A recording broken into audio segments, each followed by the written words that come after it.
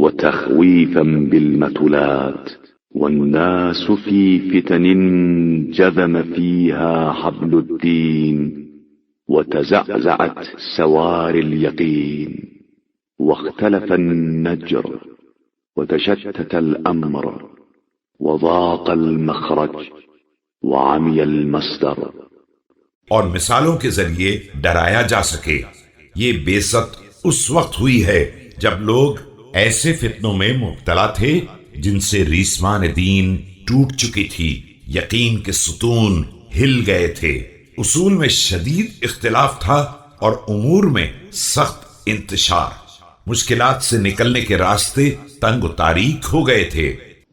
فالهدى خامل والعمى شامل، عصي الرحمن ونصر الشيطان وخذل الإيمان فانهارت دعائمه وتنكرت معالمه ودرست سبله. ہدایت گمنام تھی اور گمراہی برسر عام، رحمان کی معصیت ہو رہی تھی اور شیطان کی نصرت، ایمان یکسر نظر انداز ہو گیا تھا، اس کے ستون گر گئے تھے اور آثار ناقابل شناخت ہو گئے تھے، راستے مٹ گئے تھے. وعفت شركه، أطاعوا الشيطان فسلكوا مسالكه ووردوا مناهله، بهم سارت أعلامه وقام لواؤه في فتن داستهم بأخفافها ووطئتهم بأضلافها.